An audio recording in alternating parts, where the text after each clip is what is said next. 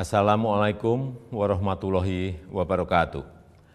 Bapak, Ibu, dan saudara-saudara yang saya hormati, 7 bulan sudah kita bersama-sama menghadapi pandemi ini.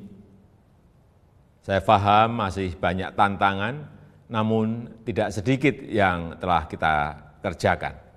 Singkatnya, strategi pemerintah sejak awal adalah mencari titik keseimbangan. Sekali lagi, mencari titik keseimbangan.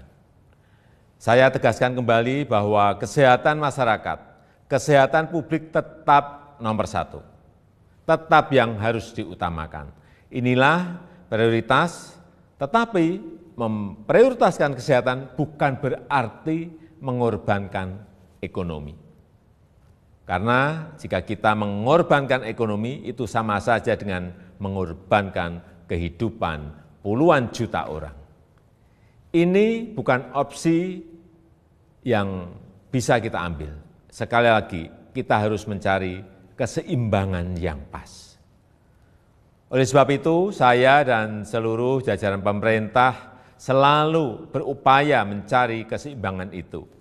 Tidak perlu sok-sokan akan melockdown provinsi, melockdown kota, atau melockdown kabupaten, karena akan mengorbankan kehidupan masyarakat.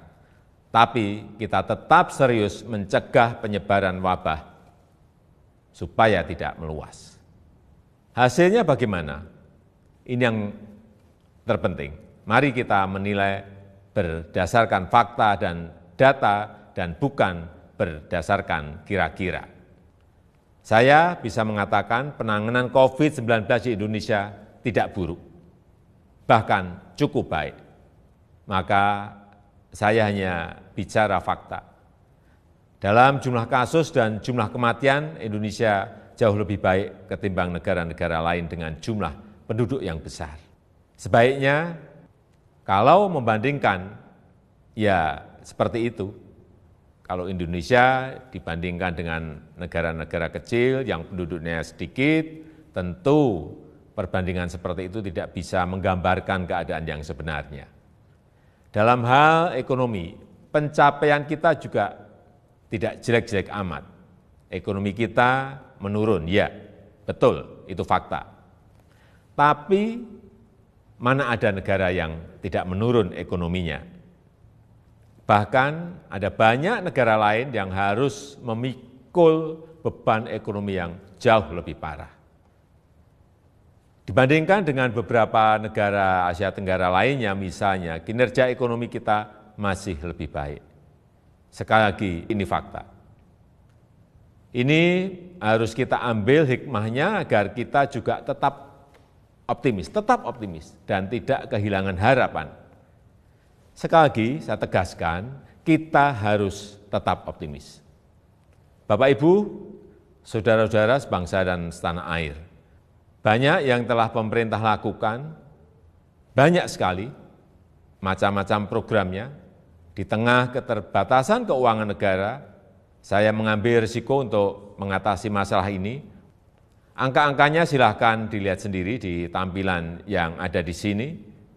Berapa ratus triliun yang kita kerahkan untuk mengatasi wabah maupun untuk membantu warga.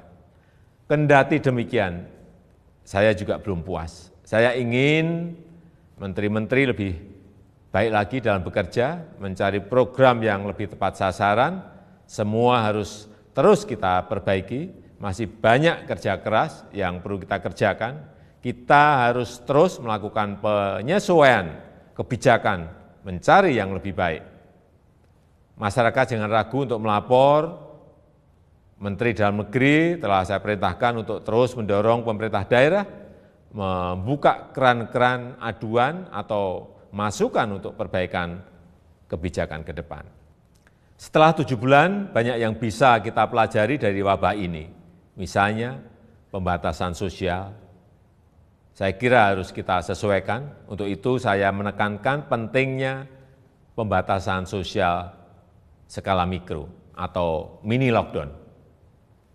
Kita buat lebih terarah, spesifik, fokus, tajam untuk mengatasi masalah COVID, tapi tidak membunuh ekonomi dan kehidupan masyarakat. Ini yang harus kita lakukan. Penyesuaian kebijakan itu jangan dianggap pemerintah mencela-mencela. COVID ini masalah baru. Seluruh dunia juga sama, belum ada negara yang berani mengklaim sudah menemukan solusi yang terbaik. Tiap negara juga berbeda-beda masalahnya, berbeda cara dalam menanganinya. Jadi kita pun harus terus menyesuaikan diri, mencari cara terbaik yang paling cocok dengan situasi kita. Sekali lagi, pencapaian kita sejauh ini tidak buruk. Angka-angkanya jelas, tapi jangan membuat kita terlena. Kita harus waspada, kita harus tetap bekerja keras. Wabah ini jangan diremehkan, ini realita. Tapi jangan membuat kita pesimistis. 7 bulan ini Indonesia membuktikan mampu mengatasi masalah. Belum sempurna, ya, tapi bisa kita perbaiki bersama-sama. Mengatasi pandemi ini memang sulit, memerlukan kerja keras bersama, dan saya yakin kita akan dapat melakukannya. Yang penting, dalam situasi seperti ini, jangan ada yang berpolemik, dan jangan ada yang membuat kegaduhan-kegaduhan. Bapak, Ibu, dan saudara-saudara sebangsa dan setanah air, tentunya apresiasi saya sampaikan kepada dokter, perawat, tenaga medis, TNI, Polri, ASN, dan juga para relawan. Namun, tidak kalah pentingnya adalah peran serta masyarakat untuk berubah, menyesuaikan diri, menaati protokol kesehatan. Lakukan dengan disiplin 3M, memakai masker, menjaga jarak, mencuci tangan.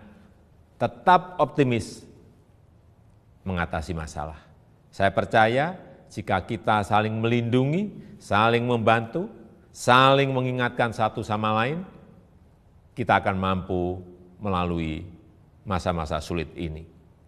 Semoga Allah SWT, Tuhan yang Maha Kuasa, meridhoi dan memberkati segala upaya yang telah dan akan kita lakukan bersama-sama sehingga dapat keluar dari krisis ini.